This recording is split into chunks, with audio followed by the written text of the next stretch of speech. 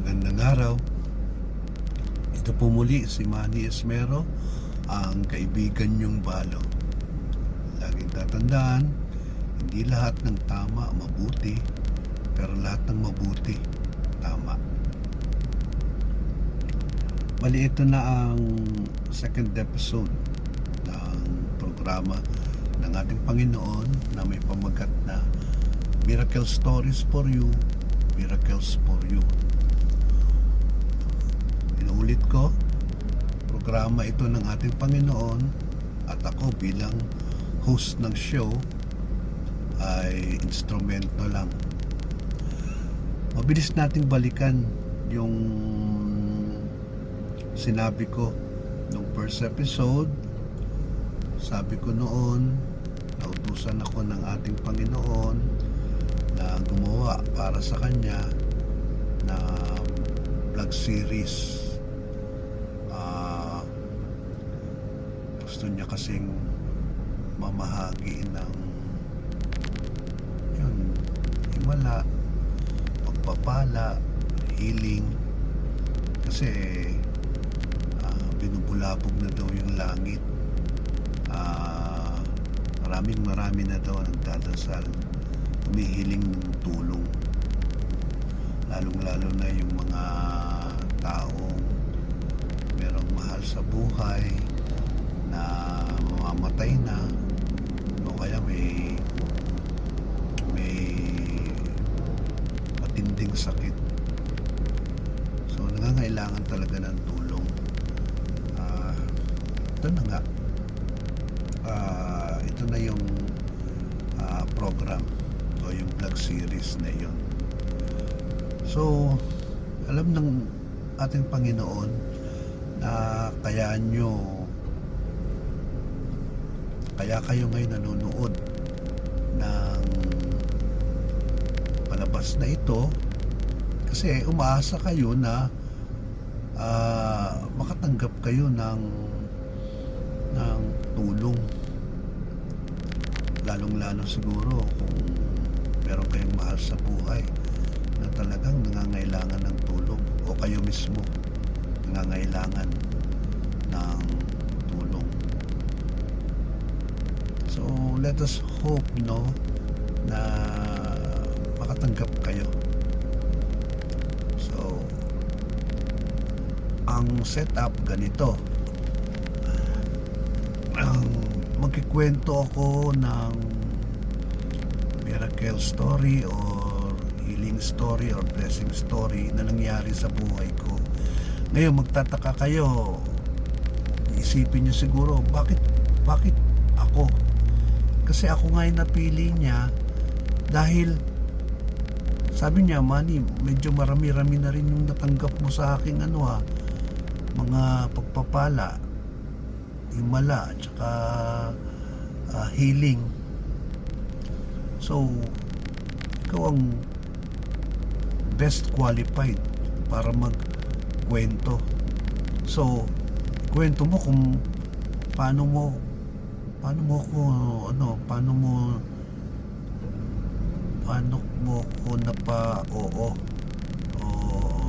mo napalambot yung puso ko, kaya pinagkaloob ko yung hinihiling mo. So bali pointers yun para sa kanila, yung mga manonood, karon silang ng idea o lesson kung paano rin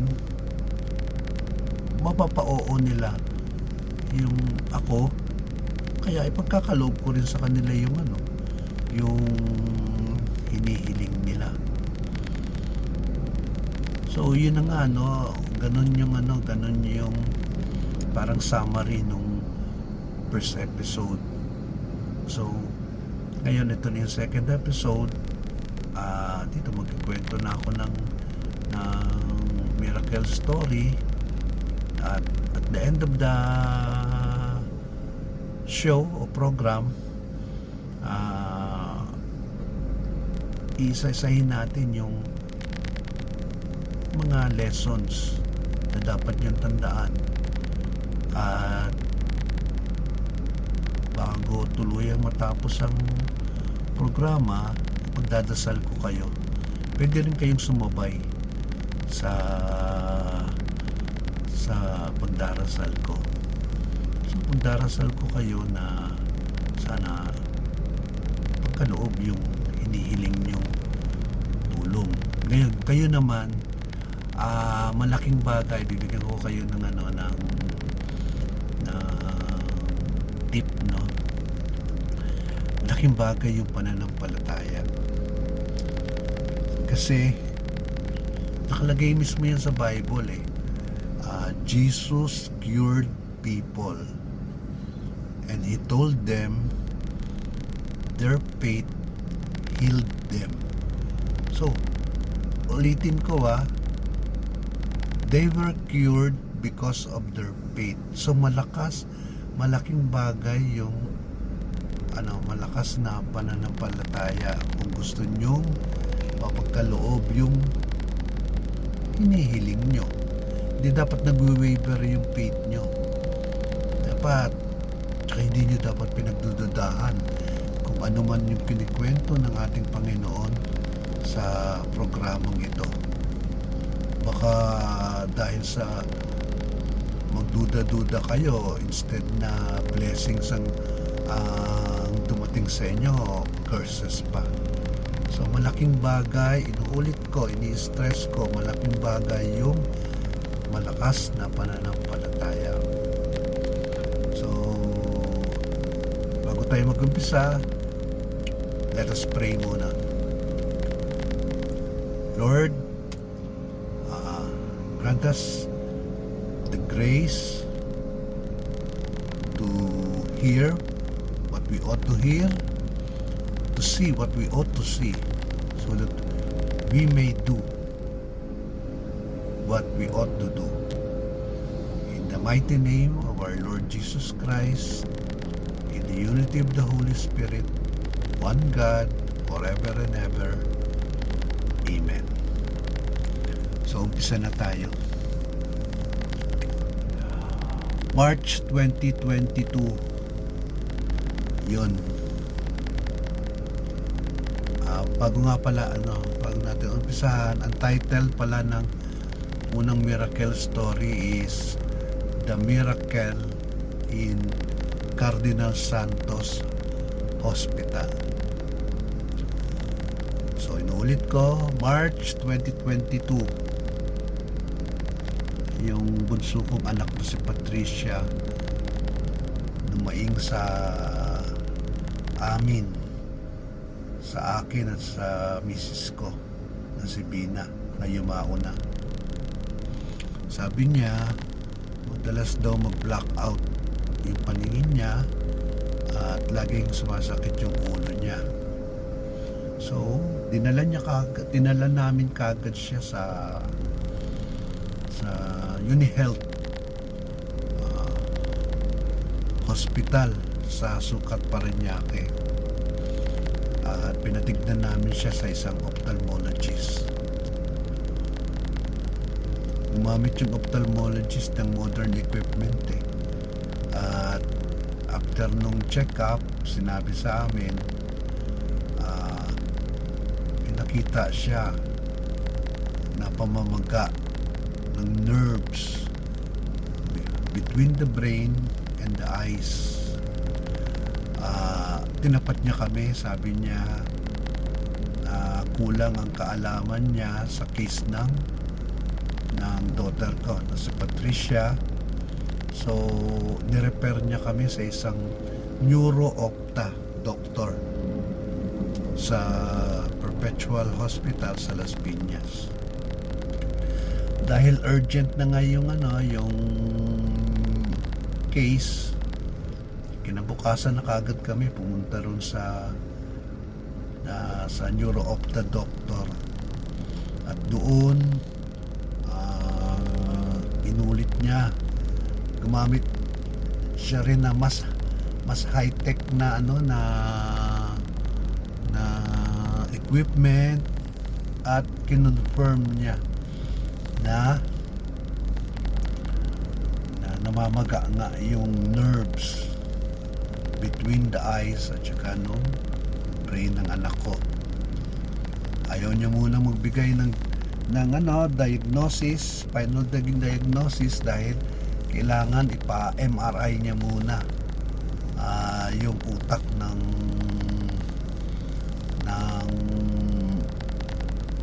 anak ko. So the following day, pumunta kagad kami sa Makati Medical Center at ginamit namin yung health card namin ng misis ko. Pina-MRI namin si Patricia. After 2 days, bumalik kami sa Makati para kuhain ng resulta. Tapos bumalik na rin kami dun sa neuro-opta doctor para ipa-interpret yung result. At yung ayaw namin marinig, narinig namin. Sinabi ng neuro-opta doctor, based dun sa MRI result, may tumor na malaki sa utak ng anak ko. Siyempre, magulang kami, nag-iiyak-iyak na kagad kami doon, pati si Patricia umiiyak na rin. Hindi na mapigilan kasi nabigla kami. Hindi namin nakalaing ganun kalala yung case ni Patricia. So ginawa na lang nung neuro-opta doctor, nagbigay ng list ng 3 dalubhasang neurosurgeons kasi kailangan daw ipatanggal yung tumor. It's either through radiation or through surgery or combination of surgery and radiation treatment.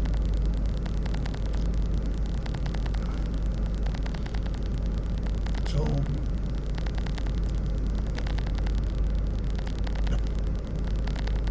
after nung consultation namin sa neuro-opto doctor, ang una namin gustong kausapin yung Diyos. So punta kagad kami sa malapit na simbahan at nag-iiyak, nagmamakaawa, darasal. Yun nga, hindi na kami nagreklamo dahil gano'n naman yung pamilya namin laging thy will be done. Ang hinihiling na lang namin yung strength na sana makayanan namin yung pagsubok na yon.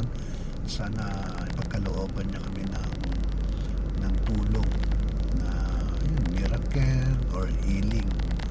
Yun ang hinihiling niya kagad.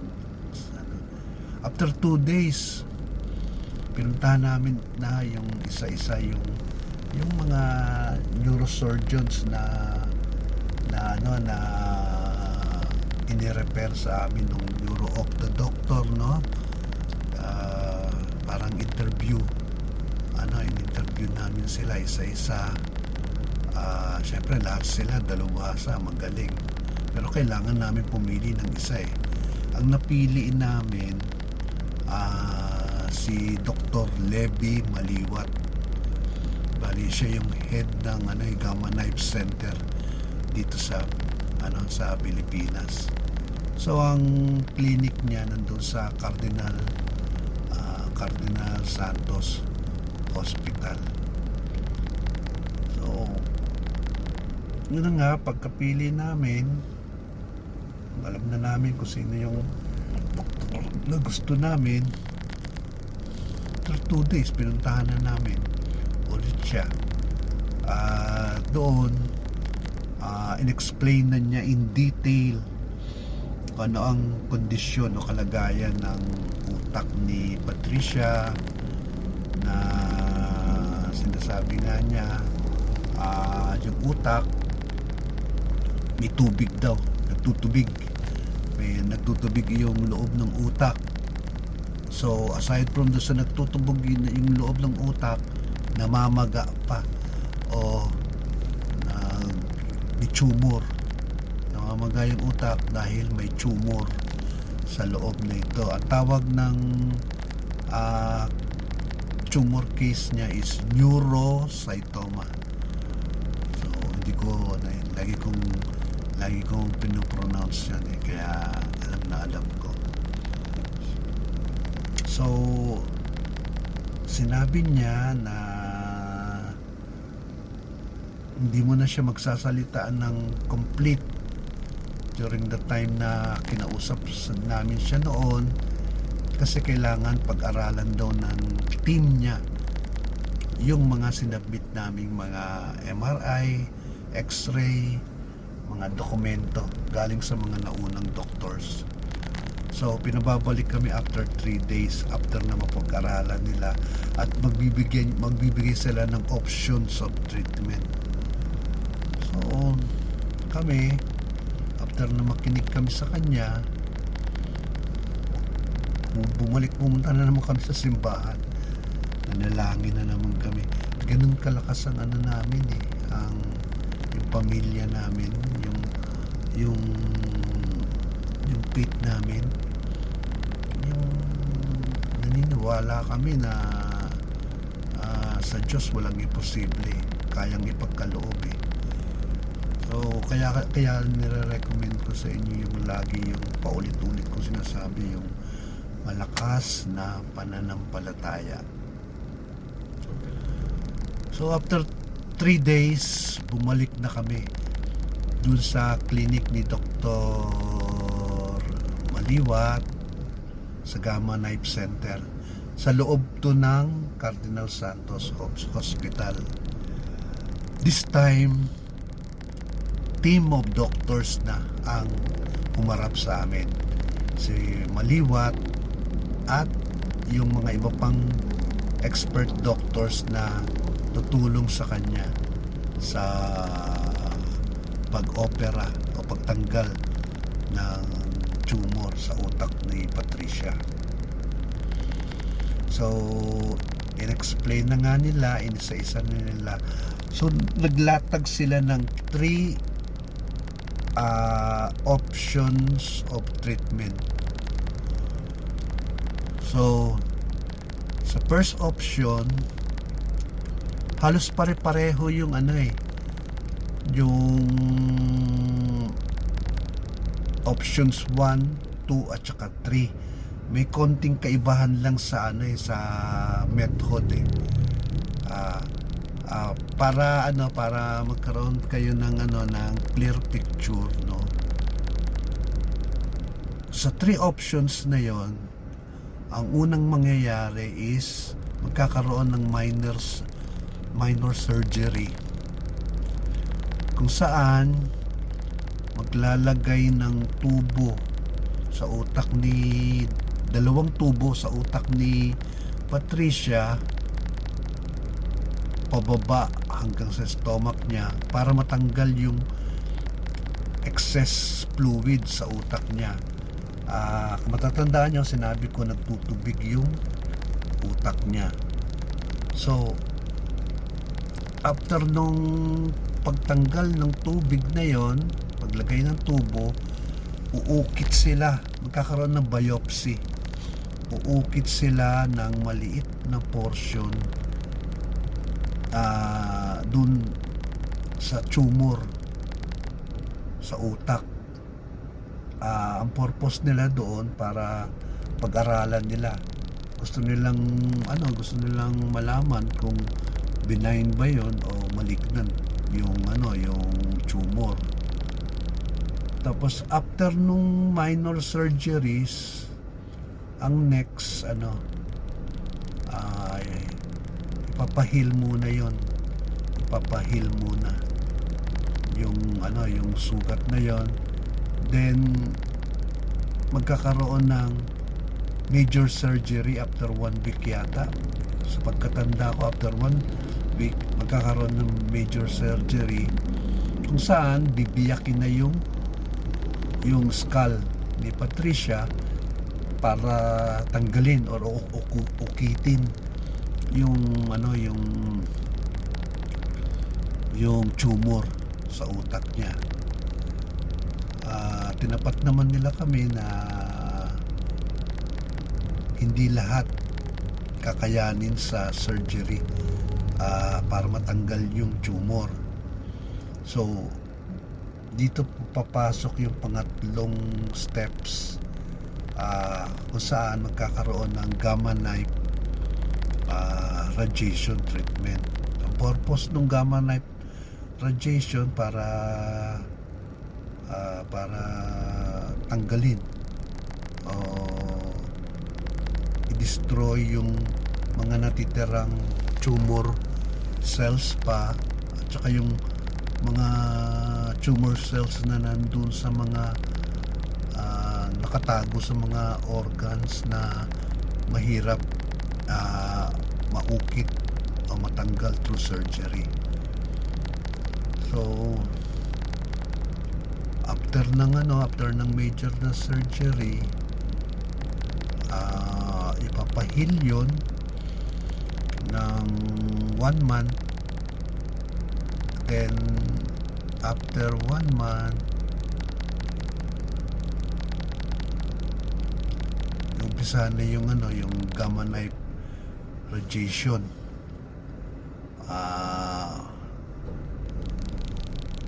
Yun na nga, nasabi ko na nga pala, tatanggalin yung remaining. After ng gamma knife, so na-interchange ko, medyo nakalito ko. After ng gamma knife, so yung gamma knife yung third step, magpapahil ng 1 month. 1 month or 1.5 month para fully heal, kasi major surgery yun eh. After na ma-fully heal na yon, ipapa-MRI yung utak ni Patricia, at doon aalamin kung lumiit na yung tumor niya, or at least kahit na nag-stagnate daw, successful na yon. Ngayon kung nag-grow pa raw yung tumor, ibang usapan na yon. So baka may mga further operation na mangyayari. Ngayon, diniscuss na rin namin yung mga risk. Dito ako na nanlumo. Yun ang tamang term, nanlumo. At dito rin umiyak yung mga nangusto, yung anak ko at saka yung misis ko. Sinabi nga ang mga possible risk daw. Number 1, maaring after the operation, utal-utal na magsalita si Patricia, o kaya part of her memory, siguro mga 30% ng memory niya mababawasan. Maaring yung mga tao siyang hindi na ma-recall, hindi na niya ma-recognize, o kaya may mga event sa buhay niya na hindi na niya matandaan.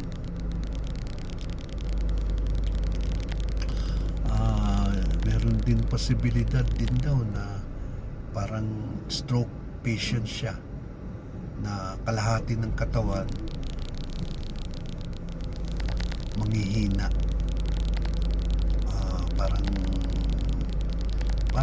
parang paralyzed konti. At yung pang-apat na talagang siguradong nagpaiyak sa anak ko, sinabi na hindi na niya maitutuloy yung medicine studies niya dahil nga sa kondisyon niya. Iyak nang iyak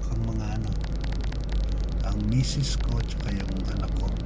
Ako rin umiiyak, pero syempre habang umiiyak ako, nakikipag-usap na ako sa ating Panginoon. So tinanong niya kami ngayon, ang nire-recommend nga pala ng team of doctors, yung option number 1. Inuulit ko, yung tatlong options halos pare-pareho, may konting pagkakaiba lang sa method. yung misis ko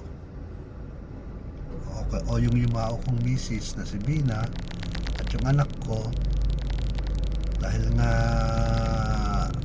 ang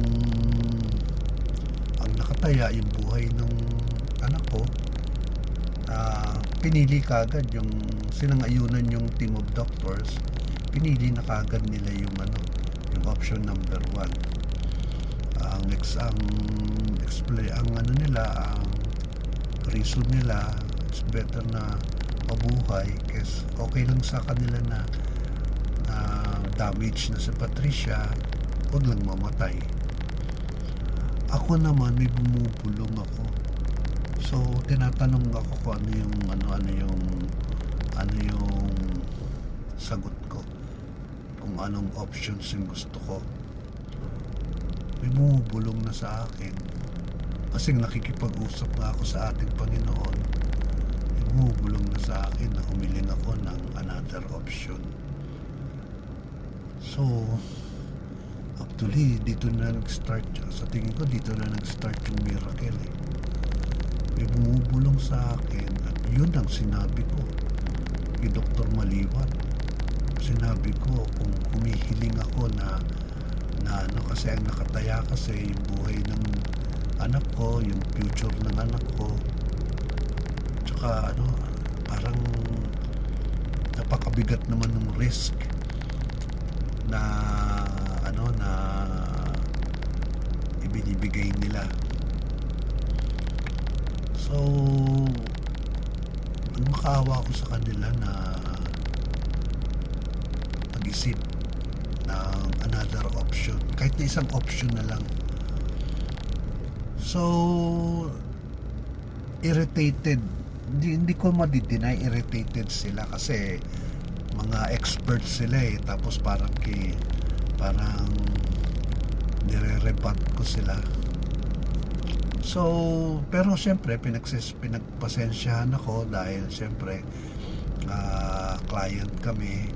So sinabi ni Dr. Maliwat, sige, bigyan nyo kami ng 3 to 4 days para maghanap ng another option para sa anak nyo. So nagbigay rin siya ng parting words na malaking tulong kung magdarasal kayo as a family, which we did.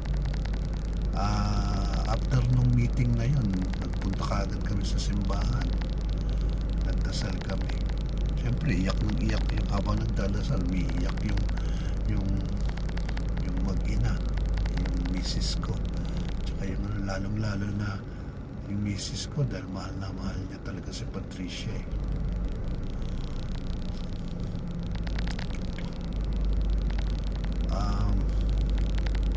After 4 days bumalik kami. So nung pagbalik namin doon sa clinic, tense yung tense yung atmosphere eh. Pero this time na lang, si Dr. Maliwat na lang, wala na yung yung team niya.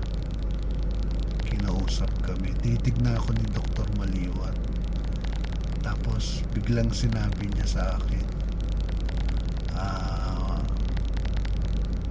Dad, yun ang tawag niya sa akin eh, Dad,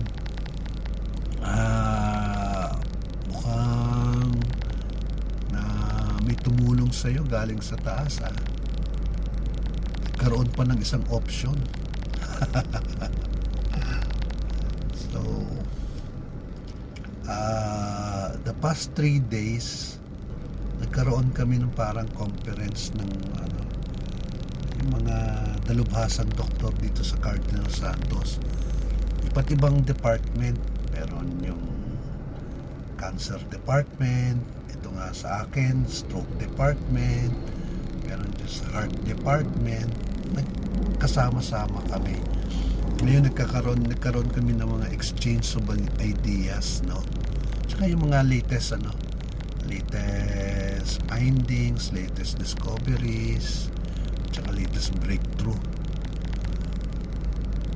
Naglakas loob ako iniraise ko tong case ng anak mo dun sa mga doctors. So So all of us are expert doctors, ha? So sinabi ko nga sa kanila na yung anak mo may napakalaking tumor sa utak. Kaya lang ayaw nung pamilya, ayaw lalong-lalo na yung tatay, ayaw na pabuksan, ayaw pa-break yung ayaw mag-take ng sobrang risk. Tsaka as much as possible, ayaw niya pabiyak yung skull ng anak niya. At gusto nung ama, patuloy yung anak sa kurso ng medicine, which I support, sabi ni Dr. Maliwan. So kakakwento niya, merong isang doktor na expert din.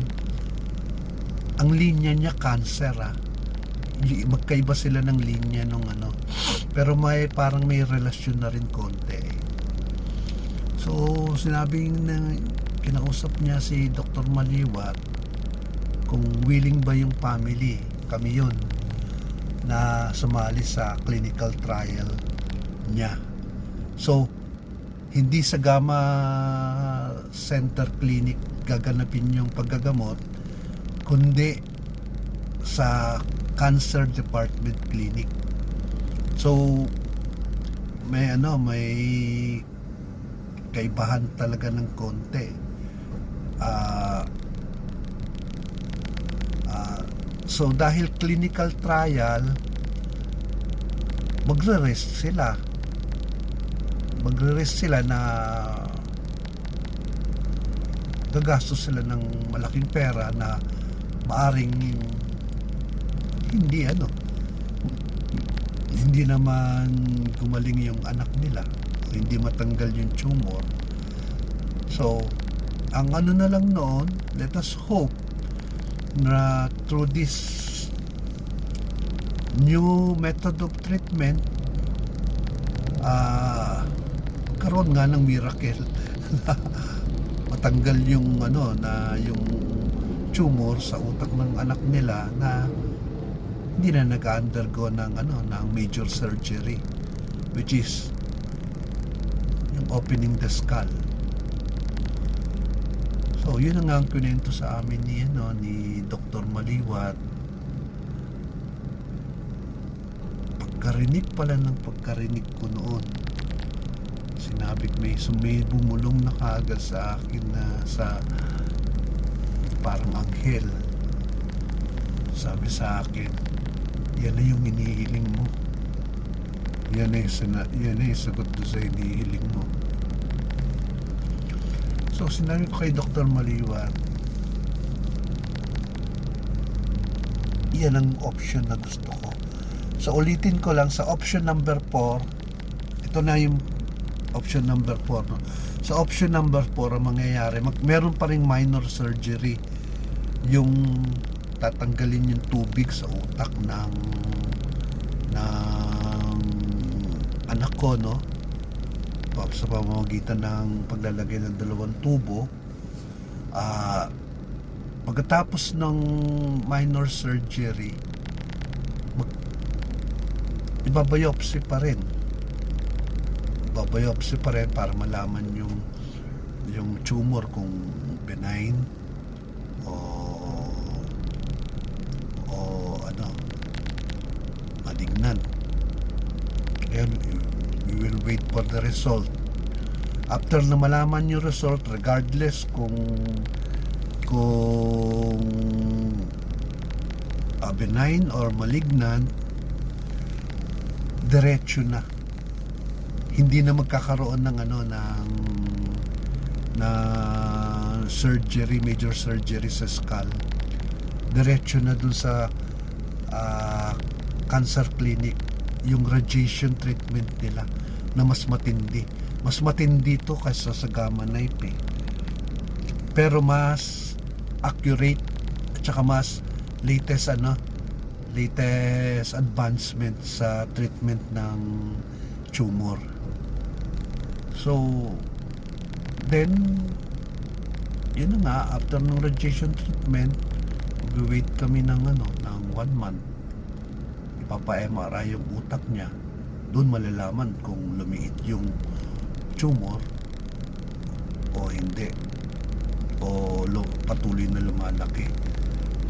Kung lumiit, successful. Pero kung lumiit, successful, o kahit na nag-stagnate lang, ibig sabihin na stagnate, kahit na hindi na lumalaki yung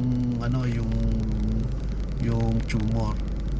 Kung lumalaki naman, ibig sabihin nun, hindi successful yung yung radiation treatment sa cancer clinic. Kaya kailangan, we have no other option but i-push through na yung unang option na ni-recommend ng team of doctors ni Dr. Maliwan. Yun na nga. So, saan na ba ako? Yun na nga, no? In-explain ko sa inyo yung fourth option. So, yun ang pinili namin. Wala na kaming Sumangayon naman sa akin, dahil sumangayon naman sa akin yung misis ko tsaka yung anak ko. Dahil alam nila na throughout our lives, yung mga sinasabi ko usually tama eh. Parang naniniwala sila, may wisdom na pinagkakaloob sa akin yung yung Panginoon natin eh. So sumangayon na rin sila. Ngayon, ang ganda pa nun, kaya rin sila sumangayon kasi lesser risk. Pag sinabi kong lesser risk, maaaring hindi na mautal si Patricia, hindi na siya manghihina ng kalahati ng katawan niya, o walang mawawala doon sa memory niya. Tsaka mapapagpatuloy pa niya yung pagmimedisina niya. Yun na nga. So, in schedule na yung operation. So, after our decision, after 2 weeks, pinush through na yung yung minor surgery. Awa ng Diyos. Successful yung minor surgery. Successful din yung yung maganda rin yung resulta ng biopsy. Lumabas doon sa biopsy, benign lang yung tumor, hindi malignant. So after nung minor surgery, pinahil lang ng 1 week. After 1 week, nagpisa na yung radiation clinic doon sa cancer, radiation treatment doon sa cancer clinic. So syempre meron mga preparation pa na nangyari, sinukat-sukat yung mga tumor niya, tignan kung ano yung mga dadaanan ng mga radiation, kasi meron daw malaking risk din daw mamaya during the radiation may tamaan daw na organs, mas malaking problema yon. So ito accuracy, as much as possible, 100% accuracy ang hinahabol nila sa radiation treatment na to. Tsaka ito latest advanced treatment to ng radiation treatment. So yun na nga, nag-undergo si Patricia ng radiation treatment for 1.5 months. Kakawa si Patricia kung makita nyo yung anak ko. Namayat ng gusto, yung mata niya nangingitim, tapos kalbo, nagpakalbo siya dahil binila namin siya ng mahal na mahal. Lagi namin siya niyiyakap, para lagi namin siya kinikwentuhan ng masaya. Pinapakita talaga namin buong pamilya, pinapakita namin kung gaano namin siya kamahal.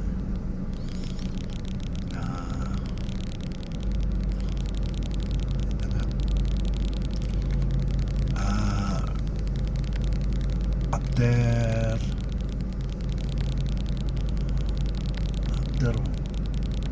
1 month, after nung radiation treatment, naghintay kami ng 1 month or 1.5 months siguro yun. Pina-MRI namin yung yung utak ng anak ko. Lo and behold, yung miracle pinagkaloob sa amin. Clinical trial. Nagkaroon ng miracle.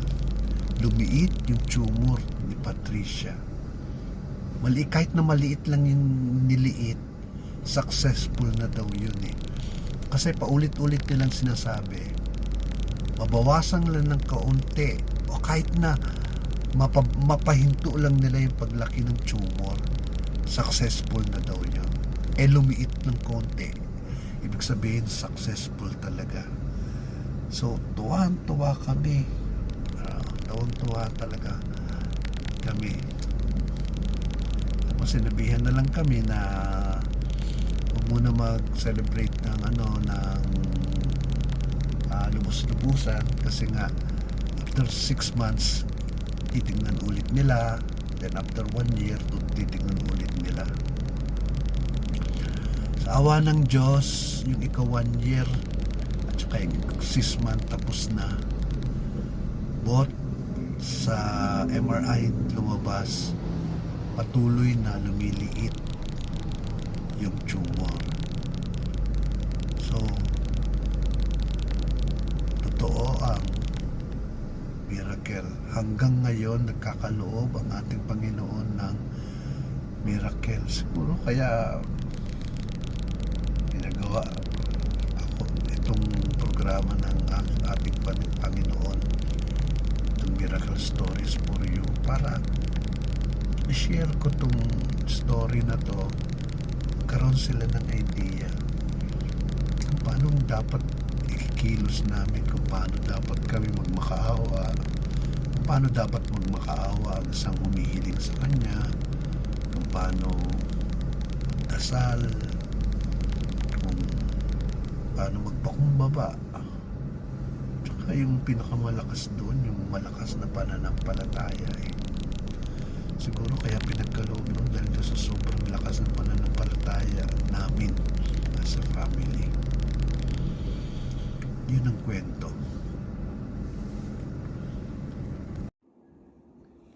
So, punta na tayo sa bahagi ng lessons.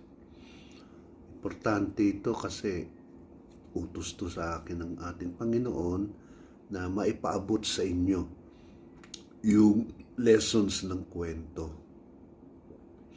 para malaman nyo kung paano magdasal ng tama, paano humiling ng tama, paano ang dapat yung attitude at yung pagkilos para may pagkaloob niya yung hinihiling nyo. Number 1 to sa lessons, sometimes God will put you in a situation that His hands can work in you. Sa kwento, makikita nyo na kami as a family, akala namin blessed na kami na parang immune kami sa mga pagsubok, pero hindi. Nakita nyo, nabigla kami. At saka yung pagsubok na ibinigay sa amin, napakatindi. Tumor, malaking tumor sa utak ng anak ko. So, nangyari iyon sa amin para malaman namin na ang Diyos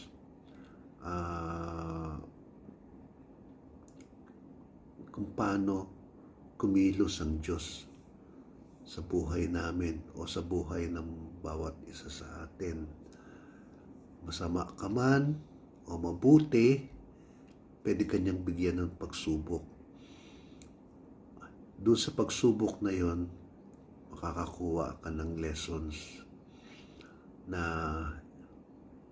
spiritually, you will grow more. Number 2, the challenge is you can still remain in peace with God if something bad happens. Throughout the story, nakita nyo naman na hindi kami nagalit sa Diyos. Hindi namin siya minura, hindi kami nagwala, hindi kami nagbabadmouth sa Kanya. Ang lagi naming bukang bibig is, Thy will be done. Pinapasa Diyos na namin ang lahat. At paulit-ulit ko itong sinasabi sa inyo, yung malakas ng pananampalataya. Malaking factor yun sa ating Panginoon. Kung malakas ang pananampalataya, malamang ipagkakaloob yung hinihiling mo. Number 3, never limit God by your own limitations.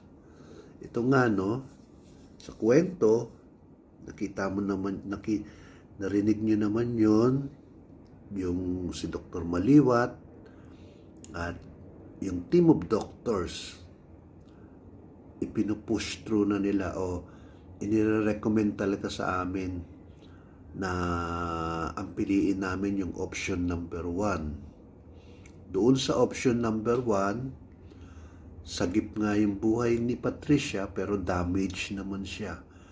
Pag sinabi kong damage, na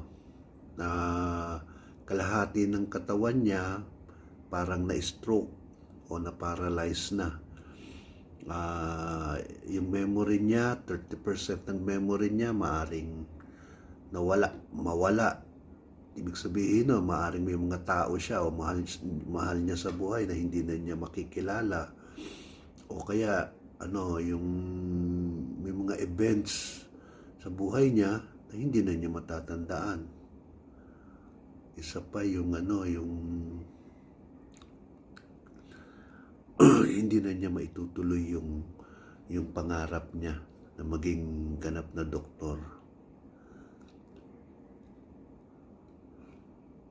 Ang pang-apat, ang number 4 lessons, the secret of a happy life is a grateful spirit. So,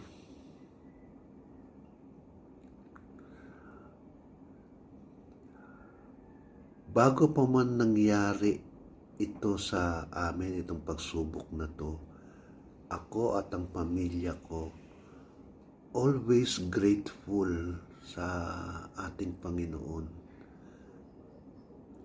Kahit na sa sufferings nga grateful pa rin kami sa Kanya kasi through sufferings, nag-grow kami spiritually at saka nagkakaroon kami ng personal growth. So natutuwa sa amin ng ating Panginoon na marunong kaming tumanaw ng utang na loob. Marunong kaming magpakita sa Kanya na kahit na maraming pagsubok, nandoon pa rin yung pagmamahal namin sa Kanya. Actually, may mga time sa buhay namin, as a family, walang-wala kami noon. Natatandaan pa namin mga 10 years ago. Walang-wala talaga kami. Pero, hindi kami nagbabago sa Kanya. Patuloy kami nagsisimba kahit na minsan walang pamasahe para makapunta sa simbahan. Naglalakad lang kami. Tsaka, basta patuloy kami nagdadasal pag may nangyayari sa buhay namin. Patuloy namin hindi kami tumatalikod sa Kanya. At nararamdaman niya yun, nakikita niya yun. Kaya, 10 years after from now, itong kinalalagyan namin, may kinalaman doon sa mga pinakita namin sa ating Panginoon. Nung the past 10 years, nakita niya kung gaano kami ka-loyal, pagka-faithful sa Kanya. Tsaka nandun yung 100% faith namin sa Kanya. Wala na kaming ibang Diyos kundi Siya. Siya lang naman talaga ang tinitingala namin eh. Mahal na mahal na mahal na mahal namin Siya. Sana'y may pagkaloob ng ating Panginoon sa inyo. Alam ko yung iba sa inyo, desperate na. Kasi maaring yung mahal nyo sa buhay may cancer, o may tanim na sa buhay. So, malala talaga yung sakit. O may matinding pangangailangan dahil marami ng taong humahabol sa inyo dahil sobra ng laki yung pagkakautang nyo. So, alam ng Diyos yung kung ano yung nilalaman ng puso nyo. Kung lalapit lang kayo sa Kanya, walang dahilan para hindi niya ito pagkaloob. Nandun yung pagpapakumbaba dapat, syempre. Sana ngayon din pagdadasal ko kayo na sana ipagkaloob niya yung hinihiling nyo. Alam naman niya kung bakit talaga kayo nanood dito Kasi umaasa kayo sa pamamagitan ng programang ito, may pagkaloob nga yung hinihiling yung himala, blessings at healing. So, pagdasal ko na kayo na rin kayo sumabay kung gusto nyo. Ama naming mapagmahal, nandito kami ngayon para manood at makinig sa programa mong Miracle Stories for You, Miracles for You. Naniniwala kami sa pamamagitan ng programa mong ito, maaari niyong ipagkaloob ang hiling naming himala, healing o blessings para sa amin o para sa mahal namin sa buhay. Lalo na po yung mahal namin sa buhay na may taning na ang buhay o may malaking sakit tulad ng o may malalang sakit tulad ng cancer o na stroke. Maaari nyo itong ipagkaloob ng agad-agaran o sa loob ng maikling panahon o sa panahon sa tingin nyo karapat-dapat na kami. Handa kaming maghintay, Panginoon. Malakas ang pananampalataya namin sa iyo at umaasa kaming maipagkaloob niyo sa amin ang hiling naming tulong.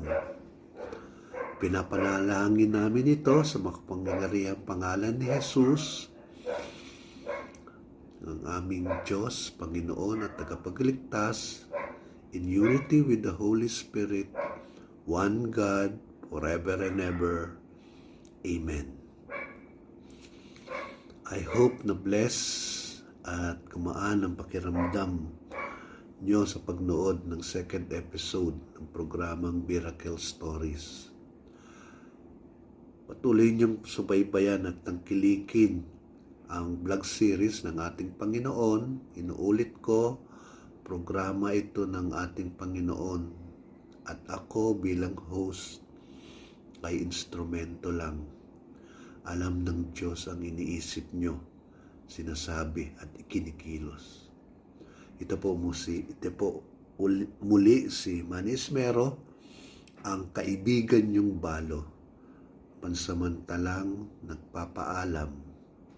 God bless.